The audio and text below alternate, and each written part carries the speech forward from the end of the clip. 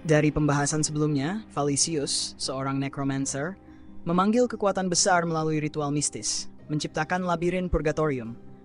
Meskipun kuat, ia dikalahkan oleh Jinwu dan Rixasia dalam pertempuran sengit. Setelah pertempuran, kelompok Jinwu segera memulihkan kekuatan militer mereka, meski banyak yang gugur, dan memutuskan untuk mengunjungi labirin Palu dan landasan menemui Malaxus. Sementara itu, 3 penguasa labirin lain, termasuk Raja Rawa Gorinthos, Ratu Mimpi Arin, dan Raja Pengelana Hekarim, berdiskusi tentang ancaman dari Jinwu dan perlunya aliansi. Mereka juga mendapatkan kabar bahwa aristokrat dari lantai bawah sedang merencanakan infiltrasi yang bisa menyebabkan lantai 9 terjerumus ke dalam kekacauan. Jadi, tanpa berlama-lama mari kita masuk ke ceritanya. 2 hari setelah perang, di suatu tempat di wilayah kelompok pedagang hitam, Valisius terikat dengan rantai di sebuah altar. Dia mulai tertawa, mengejek kebodohan kelompok pedagang hitam yang mengurungnya hanya dengan rantai di sebuah ruangan tanpa mana dan tanpa penjaga. Valisius merasa diremehkan karena kehilangan lengannya. Tetapi dia menyadari bahwa meskipun tempat ini tidak memiliki mana, ada banyak miasma yang berarti banyak mayat di sekitarnya. Karena ini adalah pertama kalinya mereka menangkap undead yang memiliki kesadaran, mereka tidak tahu bahwa undead dapat mengonsumsi miasma. Valisius telah pulih cukup banyak dan bersiap-siap untuk melarikan diri karena masih banyak yang harus dia lakukan. Dia menilai bahwa mereka mungkin berpikir sihir transfer jiwa yang dia gunakan berasal dari labirin kematian, yang tidak sepenuhnya salah. Namun, setelah menghabiskan waktu yang sangat lama di dalam labirin kematian meneliti sihir transfer jiwa, dia menemukan cara untuk menggunakannya sendiri. Valisius menggunakan teknik fragmentasi jiwa, yang memungkinkan pecahan jiwanya tersebar untuk mencari tubuh undead. Dia mengerti bahwa lebih baik jika tubuh tersebut masih segar, lebih kuat, dan memiliki bakat sihir. Setelah mencari-cari, akhirnya Valisius menemukan satu tubuh, seorang Gisarian. Meskipun tidak sesuai dengan standarnya, dia menyadari tidak ada waktu untuk pilih-pilih. Dengan mantap, dia menetapkan sasaran dan koordinat, bersiap untuk memisahkan jiwa dari tubuh utama. Mantra yang rumit ini sulit digunakan tanpa bantuan labirin, jadi dia bergerak langkah demi langkah, berhati-hati. Tiba-tiba seseorang bicara padanya, mengungkap bahwa dia telah menunggu 2 hari. Terkejut, Valisius menyadari bahwa dia berbicara dengan iblis yang pernah ia hadapi. Dengan nada sombong, Valisius menyatakan bahwa separuh dari dirinya telah berhasil melarikan diri. Iblis itu mendekat, menunjukkan rasa kagumnya atas pertumbuhan Valisius. Namun, ia juga menyatakan rasa penasaran. Apa yang akan terjadi jika seorang undead yang lahir dari kumpulan pemikiran memperoleh kehidupan? Pertanyaan ini membuat Valisius geram. Sebelum ia dapat bereaksi lebih lanjut, Valisius menyadari bahwa teknik fragmentasi jiwanya terganggu oleh makhluk astral yang mengerikan. Panik, dia meminta penjelasan kepada iblis itu, hanya untuk mendengar bahwa makhluk tersebut sedang merombak mantra sihirnya. Valisius merasa terdesak ketika pecahan jiwa mulai berkumpul sekali lagi. Koordinat sasaran terputus mengancam inisiatifnya. Panik menyergap ketika dia menyadari dia tidak bisa kehilangan kendali. Iblis mulai berbicara, mengolok Valisius dengan sensasi kehidupan, kelembaban, kesejukan, rasa sakit, dan rasa darah. Dengan senyum jahat, iblis itu mempertanyakan nilai hidup tanpa merasakan apapun. Ia memperkenalkan prospek menggoda tentang seorang undead dengan jantung yang berdegup dan darah yang mengalir, mendorong Valisius ke dalam keputusasaan. Valisius memahami keterbatasan tubuh hidup, pembatas yang dikenakannya pada jiwa. Dia meminta iblis itu untuk berhenti, mengutip bahaya mempertahankan ikatan antara tubuh dan jiwa. Tapi iblis menolak kekhawatirannya, mengklaim kendali atas situasi tersebut. Valisius menjelaskan bahwa jiwa terikat pada tubuh dan terbatas oleh kekuatannya, serta sulit belajar sihir tanpa bakat. Dia menekankan bahwa jika ikatan antara tubuh dan jiwa tidak dibatalkan, konsekuensinya adalah kematian sejati, dikirim ke alam baka. Namun, iblis menolak dengan dingin, menyatakan bahwa usahanya sia-sia karena dia telah mengambil inisiatif. Mengutuk ketajaman penglihatan iblis, Valisius bertekad untuk tidak diam saja. Dia mempertimbangkan untuk menguras organ-organ untuk memperkuat inisiatifnya sendiri, menambahkan kata kunci seperti kehidupan komunitas, tanpa pembunuhan saudara, dan bakat nekromansi labirin untuk memperkuat posisinya. Tetapi iblis memutusnya, menuduhnya tidak bersyukur dan mempertanyakan seberapa jauh ambisinya. Pada akhirnya, Iblis memperingatkan Valisius bahwa ia akan memperhatikannya dengan cermat, memberi petunjuk tentang kemungkinan ia menjadi protagonis baru dalam hiburan iblis itu. Dengan komentar terakhir, agar Valisius tetap membuatnya terhibur. Valisius hanya bisa pasrah. Dengan satu jentikan jari iblis itu, kesadaran Valisius langsung berpindah. Dia membuka mata dan mendapati dirinya berada di suatu tempat dalam tubuh yang hidup. Valisius mempertanyakan apakah keberhasilan terjadi dalam sihir transfer jiwa mengirimnya ke dalam tubuh yang hidup. Meskipun demikian, dia menyadari bahwa tidak ada yang bisa dilakukan karena kejadian itu sudah terjadi. Prioritasnya adalah memahami situasinya saat ini. Dia menelusuri sekitar, melihat banyak lubang di dinding dan tanaman kering di tanah. Tempat ini tampak seperti tempat tinggal. Melihat tangannya yang cukup besar, dia menyimpulkan bahwa dia berada dalam tubuh muda. Apakah dia baru saja dipanggil? Valisius mencoba menggunakan sihir, namun dia menyadari bahwa jumlah mana yang tersedia terlalu sedikit, bahkan membuat kubus es kecil saja terasa sulit. Kemudian dia menyadari bahwa tubuh yang hidup akan berkembang seiring waktu. Dia menyimpulkan bahwa tempat ini haruslah sebuah labirin, mengingat kata kunci yang dia tambahkan sebelumnya. Dia memutuskan untuk mencari makhluk lain untuk memperoleh informasi lebih lanjut. Namun, ketika dia mencoba berjalan, dia justru jatuh keras ke tanah. Valisius menyadari bahwa dia tidak bisa berjalan dan merasakan sesuatu yang aneh di bagian bawah tubuhnya. Dia panik saat menyadari bahwa dia memiliki ekor, bukan kaki. Valisius mendapat petunjuk tentang spesiesnya yang sekarang, dan ini terasa ironis baginya. Ketika seorang senior di tempat tersebut memperingatkannya untuk tidak bermalas-malasan di tanah setelah dipanggil. Dugaan Valisius terbukti benar. Dia telah dipanggil sebagai naga, yang berada di tingkat paling rendah sebagai naga pekerja. Teriakannya tidak percaya pada apa yang terjadi bergema di seluruh sarang naga. Blue, seorang naga generasi pertama, seorang naga pekerja yang sangat berpengalaman. Dia diberi tanggung jawab untuk membimbing pemula yang baru saja dipanggil ke dunia naga. Bagi Blue, menjadi pemimpin bagi seorang pemula adalah tugas yang lumrah. Namun dia merasa heran karena ini pertama kalinya dia melihat seorang naga yang bahkan tidak bisa merangkak.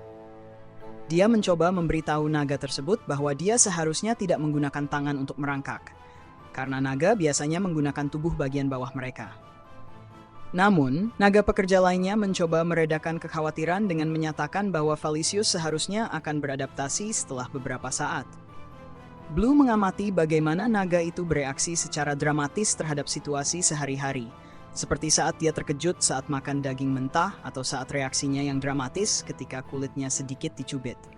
Bahkan, dia kesulitan bernapas secara normal, membuat Blue panik. Namun, dia berhasil mengajari dia cara bernapas yang benar. Saat naga itu mengeluh tentang betapa melelahkannya hidup sebagai makhluk hidup, Blue yakin bahwa si pemula bukanlah naga biasa. 3 hari setelah perang, hari kedua Valisius di labirin naga. Valisius menghadapi situasi yang menakutkan karena perilakunya yang tidak biasa, sehingga dia harus menghadap Jinwoo, Raja Naga. Jinwoo bertanya apakah naga itu adalah pekerja yang baru saja dipanggil. Dominic mengkonfirmasi bahwa naga itu muncul di asrama pekerja kemarin dan sedang dilatih oleh pekerja lain, namun pekerjaannya selalu dilakukan dengan canggung. Jinwoo merasa ada yang aneh dengan kemunculan naga itu. Tetapi karena dia diberi label sebagai naga pekerja, Jinwoo memutuskan untuk mencoba memberinya berbagai tugas terlebih dahulu, agar dia menemukan sesuatu yang dia kuasai. Valisius sangat panik, khawatir bahwa jika identitas aslinya terbongkar, dia bisa mati. Dominic menyarankan untuk menyerahkan naga tersebut kepada pekerja lainnya, dan Jinwoo setuju, meminta untuk diberitahu jika ada sesuatu yang penting. Jinwoo berpikir, meskipun mereka membutuhkan naga kelas pahlawan baru, mereka tidak menyangka akan mendapatkan pekerja kelas pahlawan. Dominic melaporkan bahwa mereka sudah siap untuk berangkat ke labirin palu dan landasan, dengan Angela dan Drakan menunggu bersama pasukan. Saat waktu makan siang di asrama pekerja naga, Valisius diam-diam masuk ke sarang naga, berusaha untuk tidak terlihat oleh siapapun.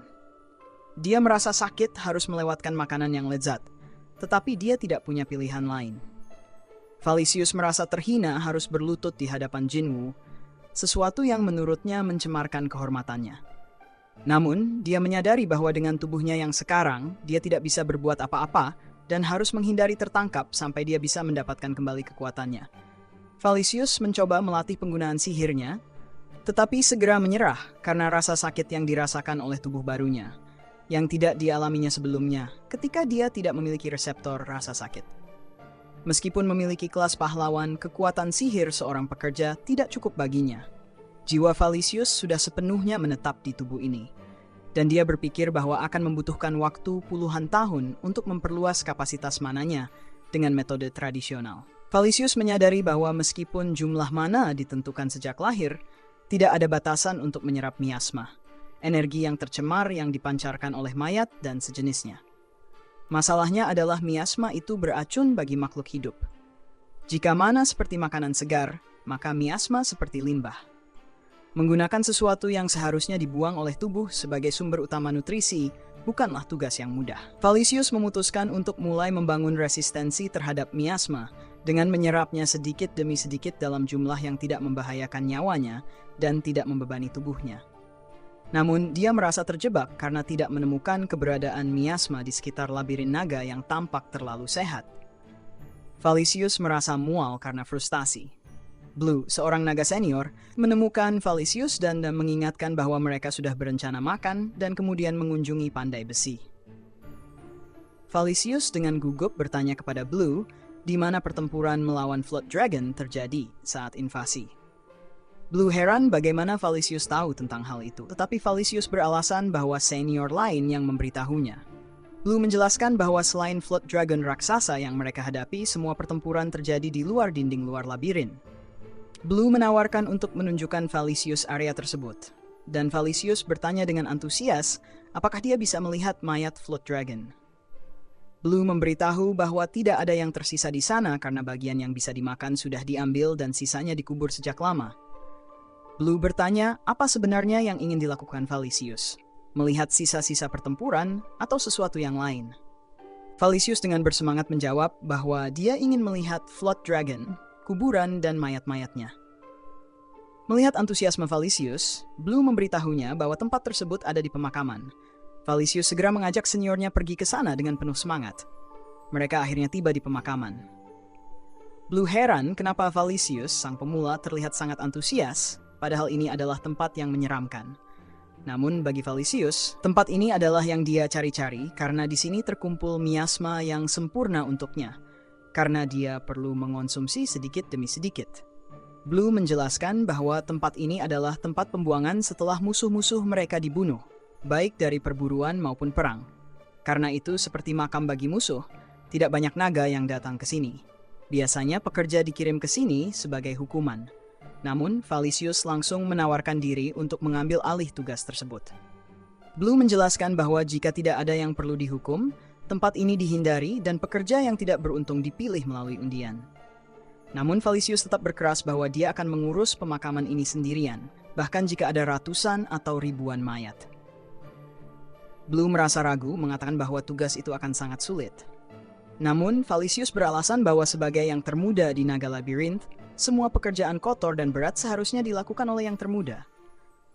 Meskipun Blue merasa ini bagus untuk mereka, dia tetap ragu. Valisius memujinya sebagai senior yang baik hati. Akhirnya Blue setuju untuk berbicara dengan nona pelayan tentang permintaan Valisius. Melihat kepiawaian dan kecepatan Valisius dalam memilah mayat, Blue merasa ada sesuatu yang aneh dengan Valisius. Beberapa saat kemudian, Dominic datang dan bertanya kepada Valisius apakah dia benar-benar sukarela untuk tugas tersebut. Valisius menegaskan bahwa dia memang sukarela, bukan karena dipaksa oleh senior-seniornya. Blue merasa terpojok dengan gugup membela diri bahwa mereka tidak memaksa Valisius. Valisius kembali menegaskan bahwa itu adalah keputusannya sendiri. Dominic mengingatkan bahwa meskipun Valisius sukarela, tugas ini akan sangat sulit untuk dilakukan sendirian, terutama karena jumlah personel mereka telah meningkat dan konsumsi makanan mereka juga meningkat, sehingga akan ada setidaknya 10 bangkai dari hasil perburuan setiap hari. Dominic menekankan bahwa mengangkut bangkai-bangkai tersebut saja sudah sulit, apalagi menguburnya. Valisius dengan percaya diri mengatakan bahwa tidak ada masalah karena semua daging dan kulit akan diambil terlebih dahulu.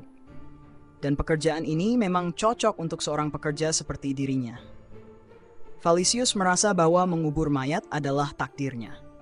Dominic kemudian mempertanyakan apakah Valisius dipanggil hanya untuk mengelola pemakaman, dan melihat Blue yang mengisyaratkan setuju saja, Dominic akhirnya menyetujui keinginan Valisius. Dominic membebaskan Valisius dari semua pekerjaan lainnya, dan memberinya tanggung jawab penuh atas pemakaman sebagai seorang penjaga makam. Valisius berjanji untuk mengurus tempat tersebut sampai tubuhnya hancur dan jiwanya tersebar. Namun Dominic memperingatkan agar Valisius tidak terlalu berlebihan dalam melaksanakan tugasnya. Valisius merasa sangat senang dan berkata bahwa ini sempurna karena dia tidak menyangka semuanya akan berjalan dengan baik. Dia bisa fokus mengumpulkan miasma dan membuat chimera untuk memindahkan jiwanya. Dominic, dengan sedikit ragu, mengatakan bahwa mereka akan membangun ruang istirahat di dekat pemakaman sebagai tindakan pencegahan. Dominic berpikir bahwa mereka telah menemukan seseorang yang aneh. Blue menanggapi dengan mengatakan bahwa itulah yang sudah diatakan sebelumnya. Di labirin palu dan landasan, di bagian pandai besi, seorang goblin pengintai melapor kepada bosnya tentang laporan darurat bahwa pasukan naga sedang menuju ke labirin mereka dan diperkirakan tiba dalam 2 hari. Bos bertanya berapa banyak jumlah mereka. Goblin menjawab ada sekitar 20 naga elit, seorang dragon, seorang vampir, dan bahkan raja keserakahan, Uther, ikut datang. Asisten bos, Black, bertanya apakah tidak ada manusia di antara mereka. Goblin itu mengatakan bahwa ada seorang Geserian bersama mereka, yang dianggap hanya seorang budak. Black marah dan mengatakan bahwa Goblin itu bodoh karena tidak menyadari bahwa orang itu adalah pemilik labirin naga, seorang baron manusia dari lantai 9. Mlak, asisten lainnya, menambahkan bahwa mereka sudah mengetahuinya segera. Goblin itu merasa hampir membuat kesalahan besar dan memuji Black dan Mlak karena kehebatan mereka dalam memahami situasi. Bos kemudian mengatakan bahwa dia mengira mereka hanya utusan, tetapi ternyata pemimpin mereka datang secara pribadi. Bos memerintahkan untuk memanggil semua orang dan mempersiapkan diri untuk menyambut seorang aristokrat. Mereka akhirnya bertemu. Jinwoo, pemimpin naga, merasa terkejut bahwa Raja Goblin, Malaxus, ternyata bukan seorang goblin. Malaxus juga membalas bahwa situasinya sama dengan Jinwoo, seorang manusia yang memimpin para naga. Jinwoo menyatakan bahwa dia sekarang mengerti bagaimana goblin bisa berkembang sedemikian rupa. Raja Goblin kemudian meminta pengertian Jinwoo bahwa ruang pertemuan mereka hanyalah bekas gudang yang telah direnovasi. Malaxus tidak menyangka Jinwoo akan datang sendiri ke tempat seperti itu. Jinwoo menganggap ruangan itu cukup baik, bahkan dia berpendapat bahwa labirin ini adalah yang terbaik dari semua yang pernah dia lihat. Jinwoo menjelaskan tentang akses jalan sempit yang mengarah ke lembah yang tak berujung di antara tebing, parit, dan dinding luar yang kuat. Dia juga menyebutkan adanya dinding dalam dengan menara, serta dinding benteng utama yang sulit ditembus, bahkan oleh Flood Dragon kelas pengepungan. Malaxus merasa bangga mendengar pujian Jinwoo. Jinwoo menilai tempat ini sempurna untuk sebuah benteng. Malaxus menjelaskan bahwa karena ukuran mereka bahkan melawan binatang biasa pun tidak mudah bagi mereka. Oleh karena itu, mereka memutuskan untuk membangun benteng dan fokus pada penyempurnaan teknologi mereka. Meski mencari makanan mungkin sulit di sini, mereka berhasil mengatasinya dengan memasok senjata berkualitas tinggi kepada kelompok pedagang hitam. Jinwoo memahami situasi goblin yang terus berkembang secara diam-diam tanpa diketahui pihak luar. Jinwoo mengerti mengapa pemilik labirin lain meremehkan mereka karena tidak ada yang tahu apa yang terjadi di dalam benteng goblin. Banyak yang menganggap mereka sebagai pengecut yang hanya bersembunyi di rumah.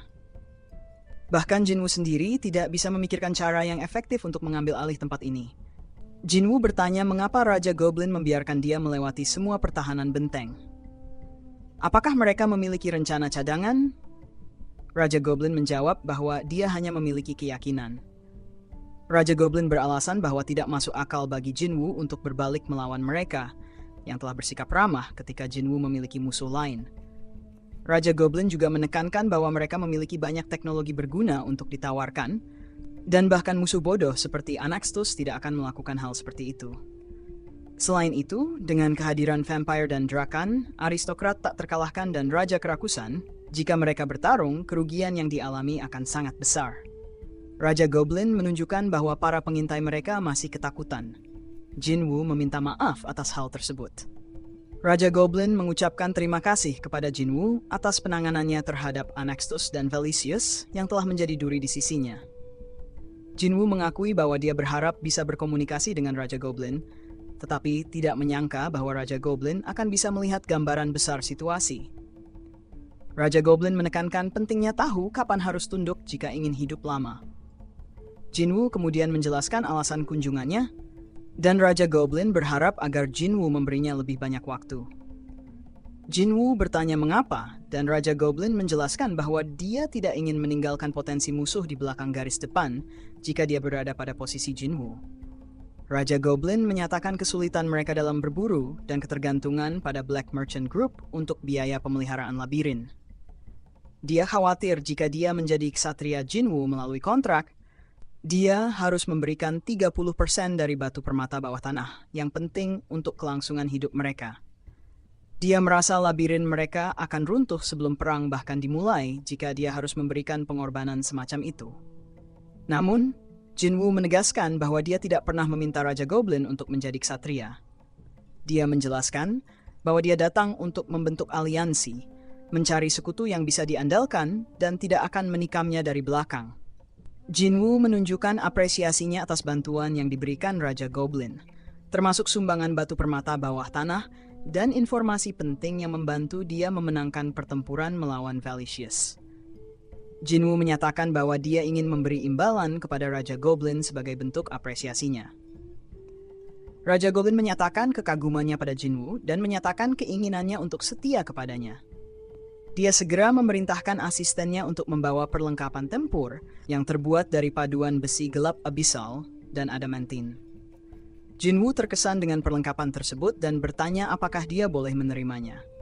Raja Goblin menjelaskan bahwa perlengkapan tersebut awalnya dimaksudkan sebagai alat tawar-menawar, tetapi itu tidak perlu lagi karena aliansi mereka. Dia menyatakan bahwa perlengkapan tersebut akan menjadi simbol dari aliansi antara labirin naga dan labirin palu dan landasan. Raja Goblin juga menyatakan keinginannya untuk menjelajahi dunia di luar lembah mereka dan mengejar impian besar sebagai pemilik labirin. Jinwoo menjanjikan keberhasilan abadi untuk Raja Goblin, mengukuhkan kembali janji persahabatan dan aliansi mereka. Sementara itu, Uther bertanya-tanya mengapa dia dipanggil. Angela menjawab dengan candaan, menyebutkan bahwa kehadiran Uther membuat suasana terasa lebih hidup. Uther menepisnya dengan menganggapnya sebagai omong kosong. Aliansi antara labirin palu dan landasan, labirin naga dan labirin kerakusan berhasil terbentuk dan diumumkan secara publik. Sebelum kembali, Kim Jinwoo berhasil mempelajari detail tentang labirin palu dan landasan. Labirin itu memiliki peringkat 5 dengan pasukan berjumlah 600 dan memiliki 2 unit kelas pahlawan. Semua kecuali Malaxus adalah goblin, dan yang tidak biasa adalah bahwa mereka tidak memiliki pekerjaan tetap seperti pekerja atau prajurit. Semua pasukan bekerja dalam 3 shift untuk membela labirin, berburu, menambang, membangun, melakukan tugas lain, dan istirahat. Ketika mereka bersiap untuk pertempuran, mereka semua mengenakan perlengkapan yang mereka buat sendiri, yang membuat mereka terlihat unik. Meskipun ada goblin yang bisa menggunakan sihir, serangan dari jarak jauh terutama didasarkan pada penggunaan meriam bubuk mesiu. Alasan bahwa senjata api belum dikembangkan mungkin karena tidak akan sangat berguna melawan binatang-binatang. Jinwoo terkesan dengan labirin palu dan landasan, menganggapnya lebih seperti kastil abad pertengahan daripada labirin. Mungkin dia akan meminta bantuan mereka untuk pemeliharaan dinding-dindingnya di masa mendatang. Dominic bercanda tentang kesukaan Jinwoo terhadap Malaxus, namun Jinwoo menjelaskan bahwa dia lebih mudah berkomunikasi dengan Malaxus dari yang dia perkirakan, terutama karena Malaxus adalah humanoid bukan binatang. Jinwoo ingin tahu apakah ada berita dari labirin-labirin lain, tetapi Dominic mengatakan belum ada pergerakan khusus. Ketika Quintus datang dengan laporan mendesak tentang utusan yang menunggu di gerbang, Jinwoo segera menanyakan masalahnya. Utusan tersebut menyatakan bahwa mereka mewakili labirin mimpi, labirin pengembara, dan labirin rawa. Para utusan memberikan penghormatan kepada Jinwoo sebagai pemilik labirin naga dan seorang Baron Geyser. Mereka menyatakan bahwa mereka tidak akan membuang-buang waktu Baron untuk masalah sepele seperti aliansi labirin, tetapi mereka datang sebagai perwakilan dari labirin mimpi, labirin pengembara, dan labirin rawa. Mereka mengungkapkan bahwa para tuan mereka mengagumi prestasi Jinwoo, tetapi juga waspada bahwa dia mungkin akan mengarahkan pedangnya kepada mereka selanjutnya. Oleh karena itu, mereka mengundang semua pemilik labirin di lantai ke-9 untuk berkumpul dalam konferensi meja bundar. Mereka menjelaskan bahwa konferensi ini diperlukan untuk membahas masalah penting yang mempengaruhi seluruh lantai. Jinwoo merasa curiga terhadap niat utusan tersebut. Dia mempertanyakan apakah ini mungkin sebuah jebakan. Namun, utusan itu menyatakan bahwa jika itu jebakan, mereka tidak akan mengungkapkan nama-nama labirin yang terlibat. Utusan mengakui bahwa labirin lain merasa terancam oleh kemajuan labirin naga yang dipimpin oleh Jinwoo. Awalnya, mereka mencari cara untuk melawan labirin naga, namun masalah baru yang muncul, invasi dari aristokrasi di lantai ke-10, membuat mereka beralih ke solusi bersama. Utusan memberikan rincian konferensi yang akan diadakan sebulan lagi di dekat labirin rawa. Mereka menyebutkan bahwa topik utama akan membahas invasi dari aristokrasi di lantai ke-10 ke lantai ke-9.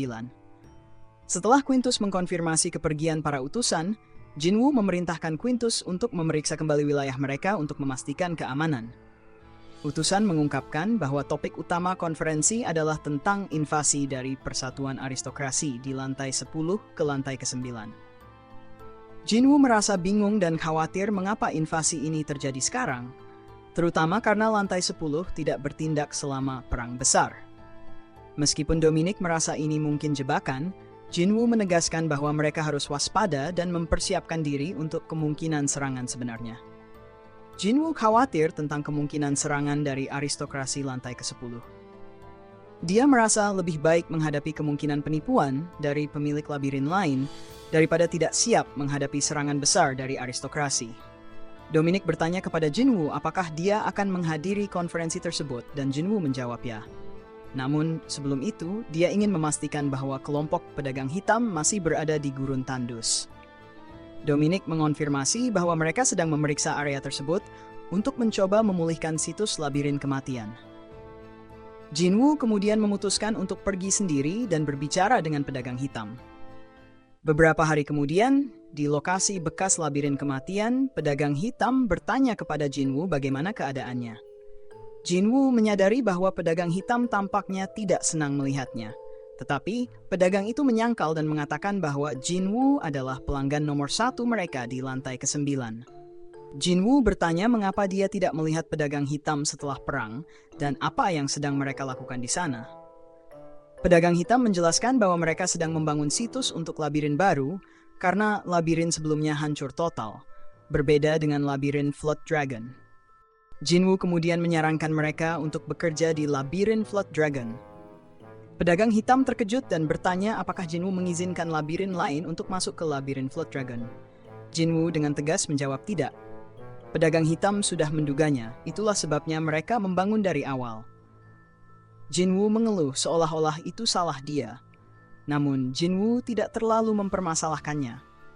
Jinwoo kemudian bertanya apa yang akan terjadi setelah labirin itu selesai dibangun, apakah Valisius akan kembali. Pedagang hitam mengonfirmasi bahwa labirin baru akan didirikan di sana, tetapi bukan milik Valisius. Jinwoo penasaran bagaimana pedagang hitam tahu itu, dan pedagang itu menjelaskan bahwa dialah yang mengurus mayat Valisius, memastikan bahwa Valisius memang mati. Jinwoo akhirnya menyadari bahwa Valisius tidak bisa hidup kembali karena tubuhnya yang terbelah dua tidak dapat sembuh. Jinwoo mempertanyakan apa yang akan dilakukan pedagang hitam mengenai labirin baru, karena dia tidak suka dengan kehadiran labirin baru di situ. Pedagang hitam yang menyadari apa yang ingin dilakukan Jinwoo memprotes dengan panik dan menyatakan bahwa menurut pengetahuannya, Jinwoo sudah setuju dengan hal ini. Jinwoo menyangkal, mengatakan bahwa dalam negosiasi hanya disebutkan bahwa dia akan menyerahkan Valisius dan inti labirin kematian.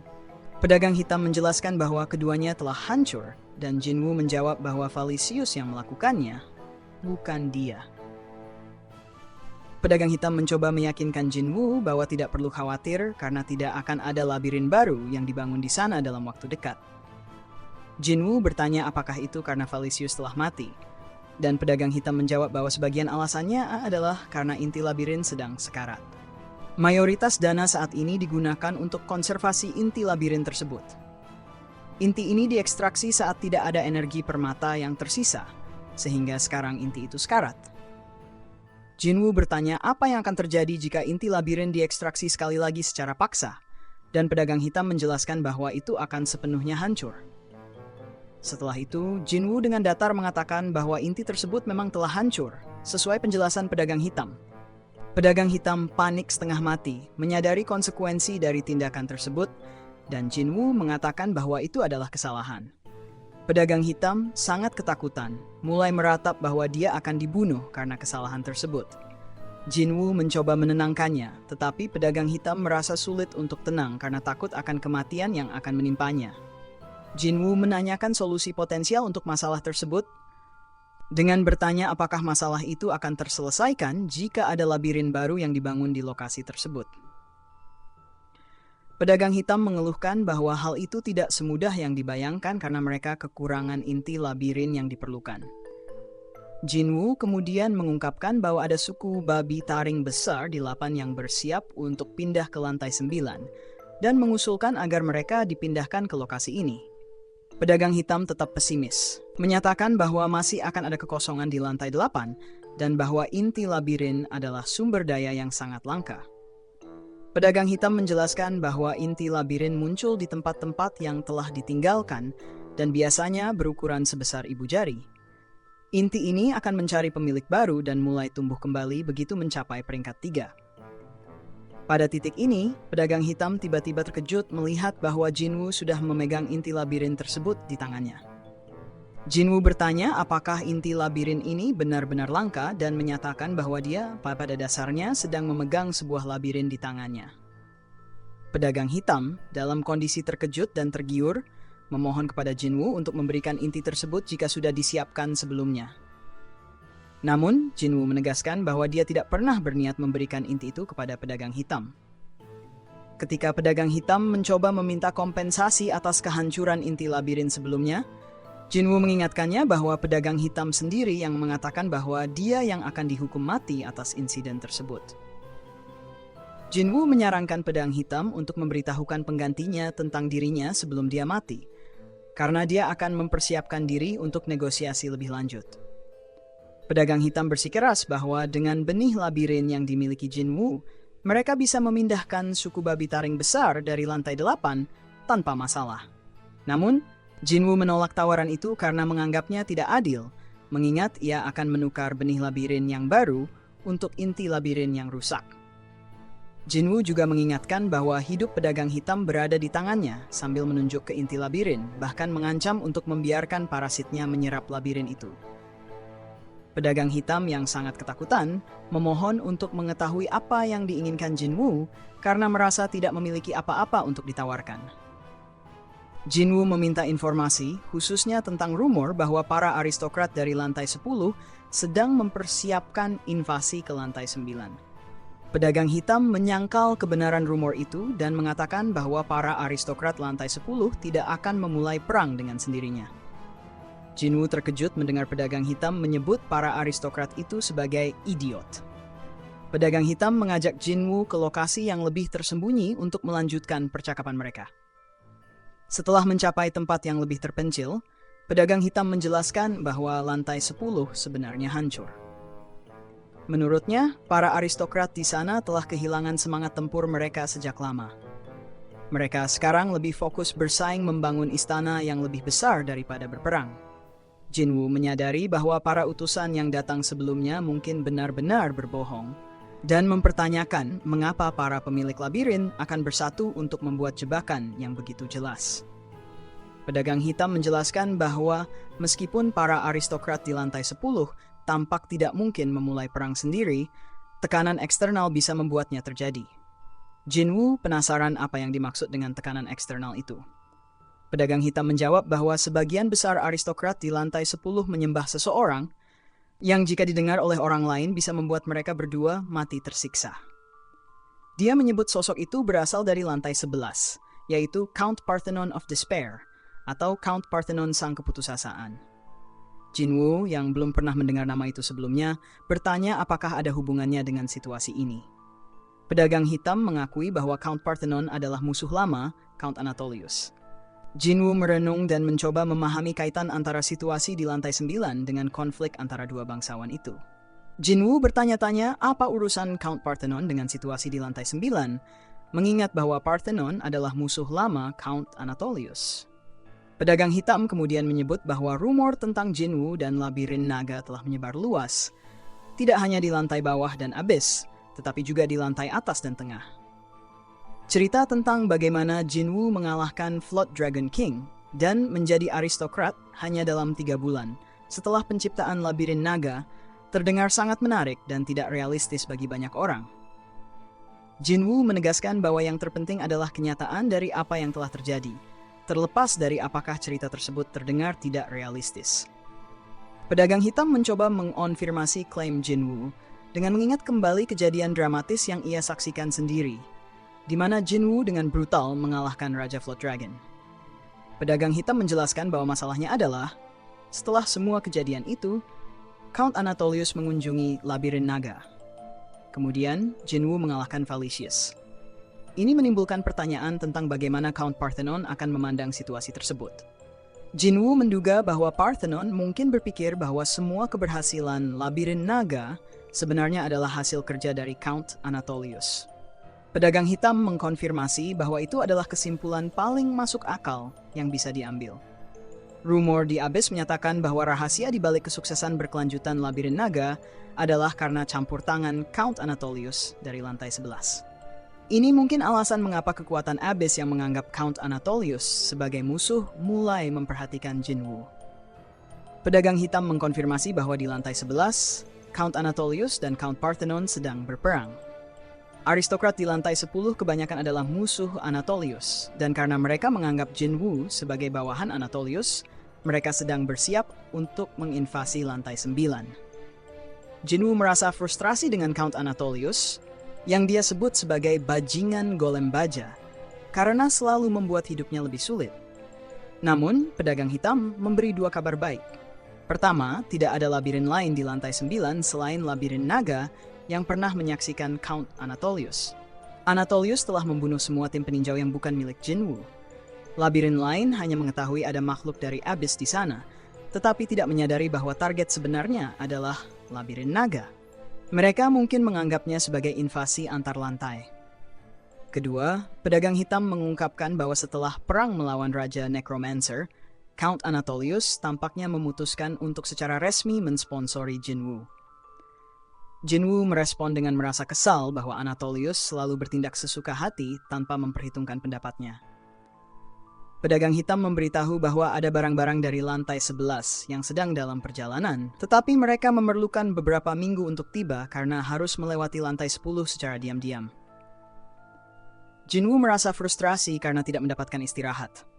Pedagang hitam merasa bahwa dia sudah memberi informasi yang cukup, termasuk mengabaikan penghancuran inti labirin mati, membantu perpindahan labirin dari lantai 8, dan memberikan semua informasi tentang Abyss. Namun, Jinwoo menegaskan bahwa informasi tersebut masih belum cukup, karena nyawanya juga dipertaruhkan. Jinwoo kemudian bertanya, apakah pedagang hitam juga melakukan bisnis di lantai 10? Pedagang hitam mengakui bahwa mereka memang melakukan bisnis di sana, meskipun ada orang lain yang bertanggung jawab di lantai tersebut. Jinwoo meminta untuk ikut bersama pedagang hitam ke lantai 10 untuk melihat sendiri apa yang terjadi di sana. Dominic terkejut ketika mendengar bahwa Jinwoo memutuskan untuk pergi ke lantai 10 bersama seorang pedagang hitam. Jinwoo menjelaskan bahwa dia perlu mengetahui musuhnya agar lebih mudah menghadapi situasi ini. Dominic mengingatkan bahwa itu berbahaya, tetapi Jinwoo menegaskan bahwa tidak ada yang tidak berbahaya di Geyser. Dia akan menyamar sebagai pengawal pedagang dan mematuhi aturan bahwa kelompok pedagang hitam tidak boleh diserang. Angela menjelaskan bahwa situasinya sedikit berbeda di Abyss, karena ada binatang buas dan kelompok bandit yang bisa melihat melalui penyamaran amatir. Jinwoo yakin bahwa kelompok pedagang hitam cukup terorganisir untuk mengatasi ancaman tersebut. Angela masih khawatir dengan kemungkinan yang tidak terduga, tetapi Jinwoo menegaskan bahwa semuanya akan baik-baik saja. Rixasia mencoba menyarankan agar dia yang pergi sebagai gantinya, karena penting untuk menyelidiki Abyss, tetapi Jinwoo menolak. Dia menekankan bahwa bawahannya tidak bisa dianggap remeh dan bahwa dia selalu berada di garis depan untuk melindungi mereka. Jinwoo menegaskan bahwa keputusan sudah dibuat dan bahwa mereka tidak bisa selalu mengandalkan keberuntungan. Setelah itu dia pergi ke kamarnya dan meminta untuk tidak diganggu kecuali ada hal yang sangat penting. Jinwoo memahami kekhawatiran bawahannya. Meskipun labirin naga sangat kuat, jika dia mati, semuanya akan berakhir. Jinwoo merasa bahwa informasi langsung tentang musuh lebih penting daripada informasi kedua. Oleh karena itu, dia harus melakukan perjalanan ini meskipun berbahaya. Setiap kali dia mengalahkan musuh, musuh yang lebih kuat muncul. Saat melawan Valicious, pedangnya tidak mempan. Jinwoo menyadari bahwa dia harus menemukan cara untuk menjadi lebih kuat dan mungkin ada petunjuk di Abyss. Tiba-tiba, Drakan datang dengan pesan bahwa Quintus memanggilnya karena ada seorang tentara bayaran yang datang. Jinwoo mengeluh bahwa mereka terus berdatangan setelah pertarungan dengan Valicious. Tetapi, Drakan menjelaskan bahwa kali ini, tentara bayaran itu memiliki peringkat pahlawan. Ini mengejutkan Jinwoo. Di Plaza Labirin Naga, tentara bayaran tersebut yang memperkenalkan dirinya sebagai Balzac berargumen dengan Quintus. Balzac mengaku sebagai seorang kesatria pengembara dari Geyser yang telah menempuh perjalanan jauh dari Abyss untuk menunjukkan kekagumannya kepada pemilik Labirin Naga yang dikenal sebagai Panglima yang tak terkalahkan. Namun, Quintus menyuruhnya pergi, yang membuat Balzac marah. Balzac menantang Jinwoo untuk duel, mengatakan bahwa seorang kesatria tidak akan melayani seseorang yang lebih lemah dari dirinya. Quintus mencoba menjelaskan bahwa masalahnya ada pada sikapnya. Tetapi Balzac bersikeras bahwa seorang kesatria sejati akan memahami perasaannya. Quintus mengerti perasaannya, tetapi dia hanya menjalankan perintah. Dia mempertanyakan status Balzac sebagai kesatria karena dia tidak melihat kudanya. Balzac tersudutkan dan berusaha memberikan alasan ketika Jinwoo tiba dan mengomentari keributan tersebut. Ketika Jinwoo tiba, Quintus dan tentara lainnya menunjukkan sikap hormat. Namun, Balzac menunjukkan sikap kurang sopan dengan langsung menantang Jinwoo untuk duel. Dia mengaku ingin menguji kekuatan Jinwoo yang dikenal sebagai Panglima yang tak terkalahkan. Quintus marah atas ketidaksopanan ini, tetapi Jinwoo menghentikannya dan mengatakan bahwa dia akan menghadapi Balzac sendiri. Parasit dalam tubuh Jinwoo mengevaluasi kekuatan Balzac dan menentukan bahwa dia memiliki peringkat pahlawan, sebanding dengan Quintus atau mungkin sedikit lebih kuat, tetapi lebih lemah dari Drakan. Jinwoo kemudian menanyakan alasan sebenarnya Balzac datang ke tempatnya. Balzac mengulangi bahwa dia datang untuk duel karena mendengar tentang kekuatan Jinwoo. Namun, Jinwoo tidak percaya alasan ini dan menekankan bahwa alasan tersebut tidak cukup meyakinkan. Jinwoo mencurigai bahwa Balzac memiliki motif tersembunyi dan menuduhnya sebagai prajurit Anatolius. Balzac bereaksi keras terhadap tuduhan ini, menunjukkan kebencian yang mendalam terhadap Anatolius dan menyebutnya dengan istilah yang sangat menghina. Jinwoo mengidentifikasi Balzac, yang tampaknya adalah makhluk setengah manusia setengah banteng, Therianthrope. Jinwoo skeptis terhadap alasan Balzac yang menyatakan bahwa dia meninggalkan Anatolius dengan sukarela karena membenci sang Count. Jinwoo merasa bahwa alasan tersebut terlalu sederhana dan tidak meyakinkan, terutama mengingat reputasi dan sifat Anatolius yang tidak mungkin membiarkan bawahannya pergi begitu saja. Balzac menegaskan kebenciannya terhadap Anatolius dan mengklaim bahwa dia memang memilih untuk pergi. Dia menegaskan bahwa dia bukanlah bawahan yang berharga bagi Anatolius, yang mungkin dianggapnya hanya sebagai alat atau pion yang bisa dibuang. Jinwoo mencurigai bahwa ada sesuatu yang lebih dalam dari sekadar kebencian pribadi. Dia menyadari bahwa lantai 10 penuh dengan pasukan yang membenci Anatolius, tetapi Balzac memilih untuk datang ke lantai 9 yang membuatnya semakin curiga. Jinwoo juga menyebutkan bahwa Anatolius pernah datang sendiri ke lantai 9 untuk berbicara dengannya, yang menunjukkan betapa seriusnya Count tersebut dalam mengatur rencananya. Hal ini membuat Jinwoo sulit percaya bahwa Anatolius begitu saja membiarkan Balzac pergi. Balzac mengungkapkan bahwa dia bukanlah bawahan yang berharga bagi Anatolius dan menyatakan bahwa perdebatan ini sudah terlalu panjang. Dia merasa keinginan untuk bertarung semakin kuat dan memohon kepada Jinwoo untuk menerima permintaan duelnya. Balzac menegaskan bahwa jika mereka terus berbicara, pertempuran akan berubah menjadi pertarungan sampai mati, bukan duel yang terhormat. Dia ingin membuktikan kekuatannya dan keabsahannya sebagai bawahan Jinwoo melalui duel. Balzac menegaskan tujuannya, yaitu ingin menyaksikan kekuatan Jinwoo secara langsung. Dia menyindir bahwa Jinwoo yang dia kenal tidak banyak bicara dan lebih memilih tindakan. Jinwoo setuju untuk bertarung, tetapi dengan syarat. Dia tidak berniat menjadikan Balzac sebagai bawahannya, bahkan jika dia menang.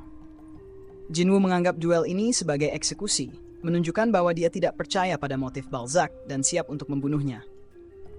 Jinwoo menyerang dengan kecepatan luar biasa, menunjukkan kemampuan bertarungnya yang superior. Balzac, meskipun cepat dalam merespons, lebih memilih menyerang daripada bertahan, yang menurut Jinwoo adalah keputusan yang salah. Jinwoo berhasil memenggal kepala Balzac dengan cepat. Jinwoo tidak mengira Balzac bahkan tidak bereaksi sedikit pun terhadap serangannya. Hal ini menunjukkan bahwa Balzac mungkin tidak sepenuhnya menyadari atau menghargai kekuatan Jinwoo. Namun, meskipun kepalanya sudah terpenggal, tubuh Balzac masih bergerak, menunjukkan bahwa pertarungan belum benar-benar selesai. Jinwoo merespons dengan cepat saat serangan Balzac hampir mengenainya dengan menggunakan teknik pengerasan parasit miliknya. Dia terkejut melihat Balzac masih bisa bergerak meskipun sudah kehilangan kepalanya, mempertanyakan bagaimana itu mungkin. Balzac mengakui kekuatan Jinwoo, menyatakan bahwa tidak dapat menang melawan Jinwoo, tetapi tidak ingin menyerah tanpa menunjukkan kemampuannya. Namun, Balzac tidak melakukan apapun selain meminta seseorang untuk mengembalikan kepalanya ke tubuhnya agar dia tidak terlihat begitu menyedihkan. Angela kemudian datang dan mengenali Balzac sebagai seorang kenalan lama, mengungkapkan bahwa Balzac adalah seorang dulahan, makhluk undead tingkat tinggi yang bisa tetap hidup tanpa kepala. Jinwoo bertanya apakah Balzac benar-benar meninggalkan Anatolius karena membencinya. Angela menjelaskan bahwa dulahan adalah entitas undead yang mewarisi tubuh dan jiwa dari kehidupan sebelumnya, berbeda dengan makhluk undead lain seperti Valesius yang terbuat dari perkumpulan jiwa. Untuk menjadi dulahan, seseorang harus mati akibat pemenggalan kepala, harus seorang ksatria kavaleri, dan harus sangat membenci orang yang membunuhnya. Hal ini menjelaskan keberadaan Balzac dan alasannya untuk datang ke labirin Jinwoo. Balzac mengungkapkan bahwa Anatolius adalah orang yang membunuhnya. Dia sebelumnya adalah anggota kelompok tentara bayaran tua yang terdiri dari Therianthrope, makhluk setengah binatang di Abyss. Kelompok mereka bukanlah yang paling terkenal, tetapi mereka mampu bertahan hidup dan mendukung diri mereka sendiri. Balzac menjelaskan bahwa sebagai tentara bayaran, mereka biasanya beristirahat di labirin milik klien saat disewa, dan berkeliling mencari tempat istirahat di labirin yang ditinggalkan ketika tidak memiliki pekerjaan. Keputusan mereka untuk beristirahat di labirin yang ditinggalkan ternyata merupakan kesalahan besar. Pemimpin tentara bayaran mereka terpilih menjadi pemilik labirin dan dalam keadaan terpaksa mencoba mengusir kelompoknya. Namun, mereka menolak untuk meninggalkan pemimpin mereka karena mereka telah menjadi seperti keluarga. Jinwoo mencatat bahwa biasanya menjadi pemilik labirin adalah sesuatu yang baik di Geyser. Namun, Balzac menjelaskan bahwa sebagai kelompok tentara bayaran, mereka memahami bahwa labirin baru sering menjadi target serangan seperti yang dialami Jinwoo sendiri. Mereka menyebutnya perburuan labirin baru, di mana labirin baru akan diserang setelah dianggap cukup kuat untuk dimanfaatkan. Balzac dan kelompoknya berhasil mengumpulkan banyak down gems dari pekerjaan tentara bayaran selama bertahun-tahun dan menggunakan sumber daya ini untuk meningkatkan labirin mereka. Mereka menunjuk beberapa anggota untuk melindungi labirin, dan hasilnya adalah keberhasilan. Labirin mereka dengan cepat naik level, dan mereka berhasil mempertahankan diri dari setiap serangan. Balzac dan kelompoknya awalnya berpikir bahwa mereka bisa menetap dan bahkan berharap bahwa pemimpin mereka akan menjadi aristokrat sejati di lantai ke-11. Mereka merasa telah mencapai sesuatu yang signifikan, tetapi serangan Anatolius menghancurkan harapan mereka. Raja mereka mencoba mempertahankan suasana hati yang ringan di tengah ketegangan dengan humor dan optimisme. Meskipun dihadapkan pada musuh yang menakutkan, mereka yakin memiliki kemampuan untuk menghadapi tantangan tersebut. Menggunakan humor, Raja mencoba mengalihkan perhatian dari ketakutan dan menggambarkan musuh sebagai tantangan menarik. Meskipun situasinya sulit, mereka memilih untuk bertindak daripada hanya menunggu. Dalam suasana yang penuh semangat, Raja dan bawahannya bersiap untuk maju dan menghadapi raksasa yang menakutkan. Sang raja memberikan semangat kepada pasukannya, menegaskan bahwa mereka tidak perlu takut menghadapi Count Anatolius dan pasukannya. Dia mengingatkan mereka bahwa mereka bukan lagi labirin yang baru lahir, tetapi telah menjadi pasukan yang kuat dengan ribuan prajurit yang telah mengalami banyak pertempuran. Mereka bersumpah untuk mencapai kemenangan demi kejayaan labirin Therianthrope mereka. Dengan semangat yang tinggi, sang raja memimpin pasukannya menyerang. Di sisi Anatolius, dia menunjukkan sikap yang meremehkan terhadap pasukan lawan. Dia menghormati keberanian musuhnya meskipun merasa mereka tidak akan menjadi ancaman yang signifikan. Anatolius bersiap untuk menyerang dengan senjata raksasa yang dibentuk dari baja di sekitarnya. Sementara Hestia memberi perintah kepada pasukan mereka untuk bersiap-siap menyerang.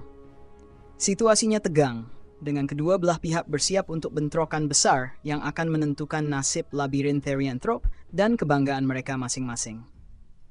Menghadapi raksasa yang mengayunkan pedang raksasa sebesar dirinya adalah ketakutan yang tak terbayangkan. Bayangkan berdiri di tengah ratusan ribu pasukan manusia, bagaikan semut di hadapan raksasa yang menjulang. Tanah bergetar dengan setiap langkah raksasa itu, mengirim gelombang ketakutan melalui barisan. Pedang raksasa itu, sebuah bilah besar yang bersinar mengancam di bawah kegelapan, diangkat tinggi di atas kepala raksasa. Saat bilah itu terayun turun, bayangan panjang menyelimuti medan perang, membuat tentara gemetar dalam ketakutan. Dengan raungan menggelegar, pedang itu turun dengan kekuatan yang tak terbendung, menghempaskan angin kencang yang memusnahkan seluruh prajurit. Sang raja, dalam upaya terakhir untuk melindungi pasukannya, memutuskan untuk mengorbankan dirinya sendiri dengan seluruh kekuatannya. Dia meminta Balzac untuk mendekap kedua rekannya yang selamat dan berpura-pura mati bersamanya, sementara dia akan bertindak sebagai benteng perlindungan bagi mereka. Sang raja mengakui bahwa dia telah salah menilai kekuatan musuh, dan sekarang dia menyerahkan nasib pasukan kepada Balzac. Setelah bertahan dari serangan musuh, Balzac bangun dengan lega mengetahui bahwa dia masih hidup, meskipun terluka parah. Dia merasa beruntung masih memiliki kedua kakinya utuh meskipun patah, menganggapnya sebagai sebuah keajaiban. Namun, kesenangannya tidak bertahan lama ketika tanah bergetar dan Anatolius muncul di hadapan mereka. Ajudan Anatolius memberi laporan bahwa pemilik labirin telah tewas, tetapi beberapa anggota masih selamat. Anatolius memerintahkan agar belas kasihan diberikan kepada para pasukan yang masih hidup. Balzac merasa lega karena rekan-rekannya akan selamat, tetapi kelegaan itu singkat ketika dia menyaksikan ajudan Anatolius membunuh salah satu rekan yang sekarat. Terkejut dan terbelalak, Balzac mencoba memahami tindakan brutal itu, mengapa rekan-rekannya malah dibunuh. Dalam keputusasaan, Balzac berteriak agar dia berhenti, mencoba menghentikan tindakan itu, tetapi akhirnya dia hanya bisa menyaksikan dengan putus asa ketika rekan yang lain terbunuh. Dengan tatapan putus asa, Balzac menyaksikan rekan-rekannya terbunuh, penuh amarah dan kebingungan atas tindakan brutal itu. Ketika Anatolius mencoba berbicara dengannya dengan sopan, Balzac menunjukkan dengan jelas bahwa dia tidak ingin berbicara dengan musuh yang telah merusak labirin mereka. Dia mempertanyakan alasan Anatolius menghancurkan labirin mereka, tanpa ada alasan yang jelas. Anatolius menjawab dengan dingin bahwa dia hanya bersikap sopan sesuai dengan pilihan Balzac dan rekan-rekannya untuk berperang. Namun Balzac tidak percaya pada klaim itu, menuduh Anatolius berpura-pura menjadi sosok baik. Anatolius menjelaskan bahwa dia suka melihat potensi dan kemungkinan, dan dia akan memberikan dukungan kepada siapapun yang memiliki potensi, termasuk pemilik labirin. Namun, Anatolius merasa bahwa Balzac dan pasukannya gagal memenuhi standarnya, tidak lebih dari sekumpulan binatang bodoh yang tidak mampu mengenali musuh mereka dengan baik. Anatolius mengklaim bahwa tindakannya menghancurkan labirin adalah untuk memberi Balzac dan pasukannya kedamaian dengan cepat sebagai bentuk belas kasihan. Sebagai penguasa yang mutlak, Anatolius sekali lagi menegaskan bahwa itu adalah bentuk belas kasihan dan bahwa Balzac harus bersyukur. Balzac, dengan tatapan penuh amarah dan dendam, mengecam Anatolius atas tindakannya yang kejam. Dia menolak untuk menerima klaim Anatolius bahwa menghancurkan labirin mereka adalah bentuk belas kasihan. Balzac merasa bahwa tindakan itu tidak dapat dimaklumi, terutama setelah melihat seberapa brutalnya serangan itu terhadap pasukannya. Dengan emosi yang memuncak, Balzac berusaha menyerang Anatolius dengan bongkahan tanah besar sebagai ungkapan ketidakpuasannya. Namun, usahanya digagalkan dengan cepat oleh Anatolius, yang dengan dingin melemparkan sebuah batu yang langsung mengakhiri nyawanya. Anatolius menegaskan bahwa membiarkan emosi menguasai seseorang bukanlah tanda keberanian melainkan kebodohan. Ajudannya menambahkan bahwa mereka sering mendengar monolog yang sama dari para korban selamat, menunjukkan bahwa tindakan Balzac hanya menjadi hal yang membosankan bagi mereka. Namun, keinginan Anatolius untuk mencari pengalaman baru segera terwujud ketika Balzac yang telah mati tiba-tiba bangkit kembali dalam ledakan besar. Dalam momen itu, Balzac mengakui bahwa bagi Anatolius dan pasukannya, mereka hanyalah sekumpulan binatang yang lemah dan tak berarti. Dia menyatakan kepada Anatolius bahwa meskipun mereka mungkin terlihat lemah di matanya, mereka memiliki kemarahan dan kebanggaan yang tak terhingga. Dengan amarah dan keyakinan yang kuat, Balzac bersumpah bahwa kebenciannya terhadap Anatolius akan berlangsung selamanya. Saat Balzac dan kudanya maju dengan kekuatan baru setelah bangkit kembali, Anatolius menyampaikan pandangannya bahwa di Djeser, hanya yang kuatlah yang bisa bertahan.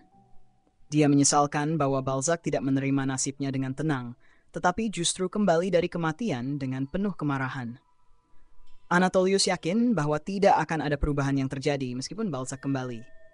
Balzac, menyadari bahaya yang mengancam, segera melompat dari kudanya untuk menghindari serangan batu yang akan menghantamnya.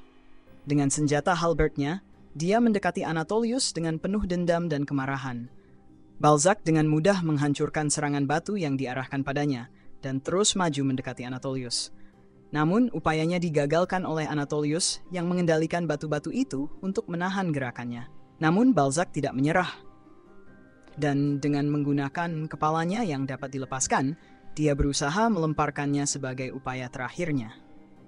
Meskipun Anatolius terkesan sedikit dengan tindakan tersebut, upaya Balzac sekali lagi dibatalkan oleh Anatolius. Ajudan Anatolius, Hestia, meminta maaf karena tidak bisa bereaksi tepat waktu terhadap serangan Balzac yang kembali dari kematian. Anatolius meminta Hestia untuk tidak khawatir. Hestia menyatakan bahwa dia tidak mengira Balzac akan bangkit sebagai mayat hidup untuk terus menyerang. Meskipun Balzac telah mati sekali, dia masih tidak peduli dengan kesenjangan kekuatan antara mereka. Hestia menyatakan bahwa dia akan mengurus Balzac. Namun Anatolius meminta Hestia untuk menunggu, menyoroti bahwa meskipun banyak musuh yang menyerangnya dengan kemarahan, situasi di mana musuh yang telah mati kembali menyerangnya belum pernah terjadi sebelumnya. Anatolius mengungkapkan bahwa Dullahans memberi makan pada kebencian, namun sebagian besar dari mereka gagal mencapai tujuan balas dendam mereka. Sebaliknya, mereka mengarahkan panah kebencian mereka pada apapun yang mereka lihat. Hestia menyatakan bahwa dia mendengar bahwa mereka kehilangan akal mereka dalam proses tersebut. Anatolius kemudian memutuskan untuk merekrut Balzac sebagai ksatria dan melatihnya. Dia tertarik pada Balzac karena keyakinannya bahwa jika target kebenciannya selalu bersamanya, maka Balzac tidak akan menjadi gila selama dia tidak menyerah pada balas dendam. Anatolius ingin melihat kapan Balzac akan mengubah pikirannya. Setelah bergabung dengan Anatolius sebagai ksatria, Balzac mengungkapkan kepada Jinwu bahwa dia mencoba untuk menyakiti Anatolius saat dia terbangun di labirinnya, tetapi gagal. Dia bahkan tidak bisa mengalahkan ksatria terlemah Anatolius.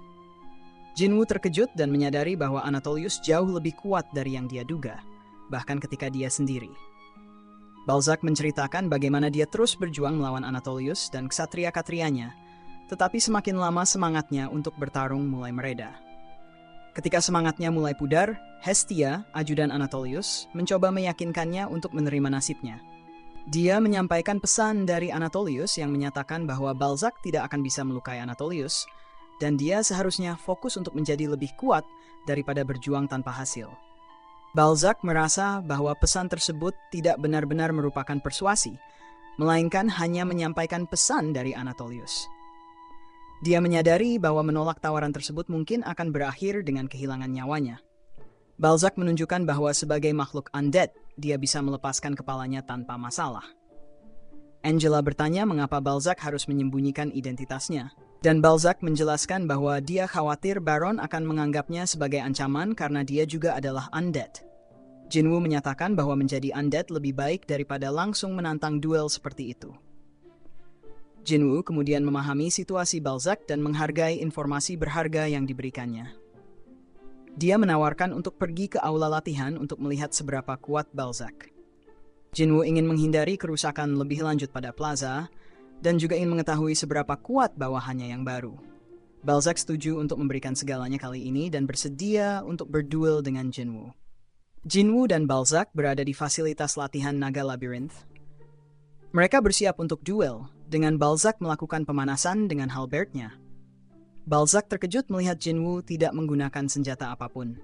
Jinwoo menjelaskan bahwa meskipun Balzac adalah undead, mereka harus menghindari cedera yang fatal.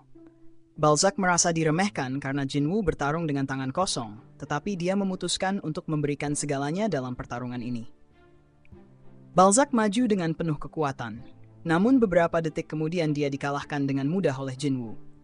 Balzac mengakui bahwa dia juga tidak memberikan segalanya dalam pertarungan sebelumnya dan merasa malu karena tidak bisa menunjukkan potensinya sepenuhnya tanpa kuda. Jinwoo bertanya apakah Balzac akan lebih kuat jika dia bertarung di atas kuda, dan Balzac menjawab bahwa sebagai ksatria, dia seharusnya bertarung dengan kuda. Jinwoo terkejut mendengar bahwa Anatolius yang menerima Balzac sebagai ksatrianya tidak menyediakan kuda atau binatang lain untuk Balzac. Balzac menjelaskan bahwa masalahnya adalah sebagai dulahan. Dia tidak bisa menaiki makhluk hidup karena makhluk tersebut akan mati. Jinwoo menyadari bahwa menemukan binatang undead yang bisa ditunggangi oleh Balzac akan menjadi tantangan karena dia belum pernah melihat makhluk undead berkaki 4 yang bisa ditunggangi. Di sisi lain, Valisius merasa membuat kuda undead adalah tugas yang sangat mudah dan merendahkan kurangnya pengetahuan mereka. Angela menyesal karena jika Valisius masih hidup, mereka bisa memaksanya membuat kuda undead. Valisius setuju dengan Angela, tetapi dia sendiri tidak berniat membantu membuat kuda undead. Jinwoo meragukan kemampuan Valisius bahkan jika dia masih hidup. Meskipun Valisius memiliki banyak tentara undead, dia tidak ahli dalam membuat chimera. Chimera yang dibuatnya sebenarnya hanya mayat yang dihidupkan kembali dengan usaha minimal, dan sebagian besar tampak seperti saat mereka mati. Pencapaian terbaik Valisius adalah mengganti kepala Flood Dragon King, dan itu adalah yang terbaik yang bisa dia lakukan. Menurut Jinwoo, menciptakan undead berkaki 4 adalah hal yang mustahil bagi Valisius. Reputasinya dalam membuat chimera dianggap sebagai kebohongan belaka, karena meskipun cerdas, Valisius tidak berbakat dalam hal tersebut. Valisius marah dan merasa bahwa Jinwoo tidak memahami prinsip pembuatan undead yang sebenarnya, yaitu menjaga bentuk asli karena bahan asli adalah yang terbaik. Jinwoo sangat yakin bahwa Valisius tidak mampu membuat kuda undead, tetapi dia tetap berjanji akan mencoba mencari satu untuk Balzac. Valisius yang mendengar itu merasa tertantang dan berniat untuk membuktikan bahwa dia bisa membuat kuda undead. Blue cerita ke teman-temannya bahwa dia khawatir si anak baru akan mendapat masalah lagi. Namun, Yellow yakin semuanya akan baik-baik saja karena si pemula telah menguasai keterampilan dasar dan tidak tampak akan merusak apapun, hanya mungkin melukai dirinya sendiri. Green setuju bahwa si pemula cukup tenang, tapi Blue tak merasa khawatir. Ketika Pinky datang dan menanyakan apa yang sedang dibicarakan, Yellow menjelaskan bahwa mereka punya pemula baru yang saat ini berada di pemakaman sendirian. Pinky marah, merasa bahwa para senior memperlakukan pemula dengan buruk. Blue mencoba menjelaskan bahwa pemula itu sukarela, tapi Pinky tetap marah dan memutuskan untuk memeriksa pemula tersebut karena khawatir. Meskipun Yellow dan Green yakin tidak akan ada masalah, Blue merasa sedih karena mereka dianggap sebagai orang jahat. Pinky merasa para senior sangat kejam membiarkan pemula sendirian di tempat mengerikan selama seminggu dan khawatir sudah terlambat untuk menolongnya. Dia mengingat bagaimana para pemula bersikap baik padanya saat pertama kali dipanggil. Dia mengira mungkin karena kecantikannya dan bertanya-tanya apakah pemula mengambil bagian kerjanya karena hal itu. Dengan cepat, dia bergegas menemui pemula sambil memohon ampun kepada Raja Naga. Setibanya di pemakaman, Pinky bertanya-tanya apakah dia datang ke tempat yang salah karena tidak mencium bau apapun, mengira bahwa pintu kedap udara lah yang menghalangi bau tersebut. Khawatir pemula pingsan di dalam, dia membuka pintu dan berteriak, "Apakah kamu baik-baik saja? Apakah kamu masih hidup? Aku datang untuk menyelamatkanmu." dia terkejut melihat kondisi pemakaman yang berbeda dari sebelumnya. Tumpukan mayat menghilang, bau tidak sedap juga hilang, dan semua mayat terkubur rapi dengan label. Sambil berjalan lebih jauh, dia melihat ada bangunan baru yang tidak ada sebelumnya.